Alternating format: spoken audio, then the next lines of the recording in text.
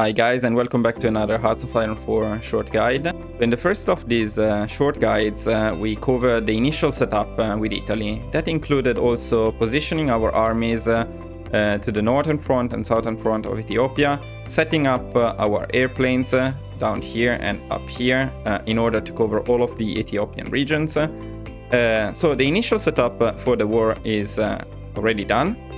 Now we need to wait a bit for some of the divisions to get in position and for the airplanes to deploy so we get air superiority, and then we can start the war with Ethiopia. Now let's briefly talk about this war and why it is important. First of all, it's unavoidable in the sense that you can lose it quickly if you don't care about this or if you're going for some alternative histories without Mussolini. You can play it more historically, make it longer. If it becomes too long, I don't think we can see their focuses, or can we? Oh yeah, we can see the Ethiopian focus tree. Now on historical, Ethiopia will research this focus and especially this focus called boarding the train. If this focus is completed before the war is over, the king of Ethiopia, Haile Selassie, will leave Ethiopia, join the League of Nations and form a government in exile. This means that you will occupy Ethiopia, but the war will actually not be over. You will be at war with Ethiopia until you actually defeat the United Kingdom in World War II. That is very annoying and it's something I would like to avoid. So to avoid that, we'll try to rush the war in Ethiopia. We'll try to finish it as quickly as possible. That's why we sent all of our divisions down here, most of them to the northern side of Ethiopia, the remaining part to the south, and we also assigned all of our airplanes. This is a bit of an overkill, but we want this war to be over as quickly as possible. So, what used to be the case with Ethiopia is it used to be a great way to farm or skill your generals, to level up your generals. While that is still possible, I don't want to risk making the war go too long. So the only thing we'll try to do here is we'll try to gain a couple of levels, one for this general and one for another general, a skill level, after taking the Spirit Bold Attack. Bold Attack is an army command spirit, and we need 20 army experience for it, which we will get as soon as we conquer the northern provinces of Ethiopia. There is an event which will give us just the right amount of army experience to take that spirit. So what we do now is we continue the game and we wait until it becomes all green here, which means we have the air superiority. Okay, and now we got the air superiority, we can start our offensives. So, just as a reminder, we set the Marshal on aggressive battle plans and maximum motorization priority.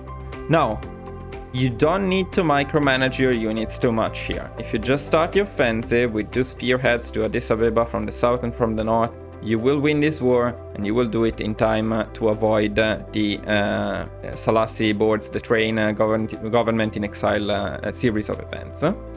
That being said, there are a couple of things that we can do to speed this up a bit.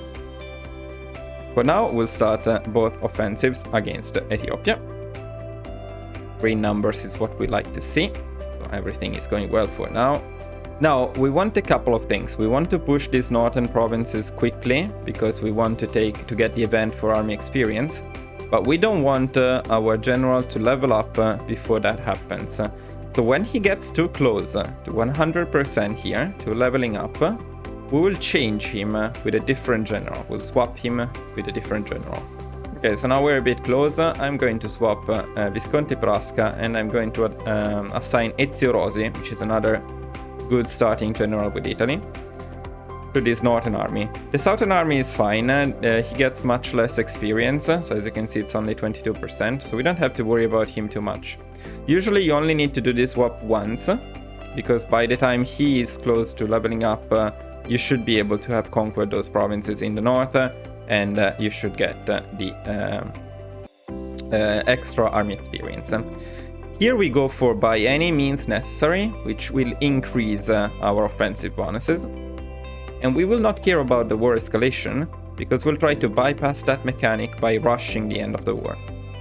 As soon as we take this state here, we'll send a few divisions to the side of Ethiopia. We'll try to extend the front as much as possible by conquering all of these bordering regions.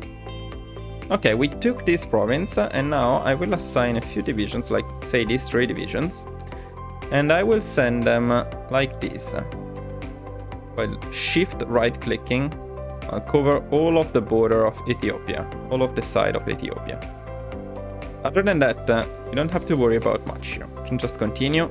The only thing is, let's make sure he doesn't level up.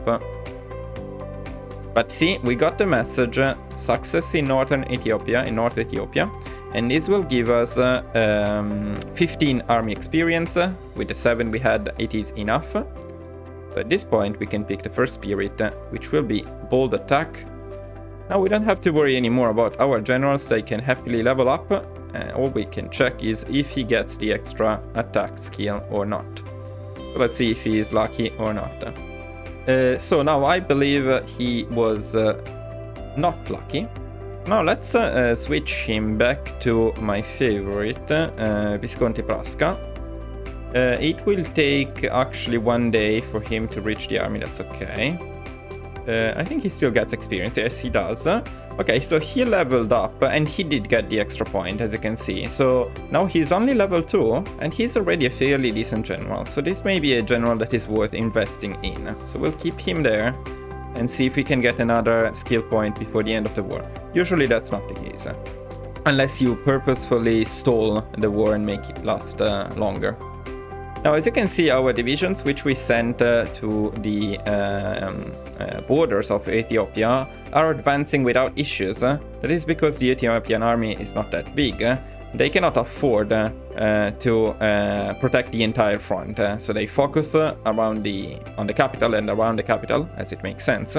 We still gain victory points and we get closer to winning the war, even by taking these less important territories here. Now we also took some land from Ethiopia, and at this point what I like to do is I like to change the occupation law from local police force to not garrison. We don't want to garrison these territories. I explained that in the past guide about the initial setup with Italy, which talks about how we will manage these, briefly talks about how we will manage these territories. Okay, now on both historical and non-historical you get this event. It is about a small country here. We always send a ultimatum demanding the total subjugation. In historical, and this game is historical, they always accept. In non-historical they accept most of the time, but there is a chance they don't.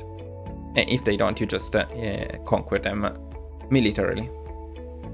Okay, now we got them, and this actually makes our divisions struggle a little bit because we opened a new front here, which is good, but often they get to Aussa before we do. Okay, as you can see, they got to Aussa before us, but that's okay, it's not a big deal. Meanwhile, here we are basically encircling them completely. We're taking all of the areas around Ethiopia. Okay, as you can see, we're pushing very well. It's not even the end of February and Ethiopia is already surrendering. So we finished this war extremely fast. This is, in my opinion, the best way to approach this war. And sending these divisions to this border of Ethiopia is extremely effective. They advance without resistance and they give us the war score we need to finish the war. At this point, we just take everything. But here, this is the point where on some guides you will find people suggesting you to puppet them or to take them and then release them as puppets. What I like to do instead is I like to take everything. We did here. I like to make sure that our occupied territories have no garrison. Neither of these regions should have any garrison. So it's Eritrea, no garrison, Ethiopia, no garrison, and Somali Sultanate, no garrison. Because we don't care about buildings here, we don't care about the resistance here. What we will do is, later on in the game, we will research the Ministry of Italian Africa, and we will create the new Emperor of Ethiopia, which will make this one of our puppets, and that will automatically remove all of the resistance, or at least it will complete our mission to pacify Ethiopia which Mussolini will shortly give us. Okay, so this ends our short guide dedicated to the war in Ethiopia. As usual, if you enjoyed this content, please don't forget to leave a like and subscribe to the channel. It would greatly help its growth. As always, thank you for watching, and I will see you next time.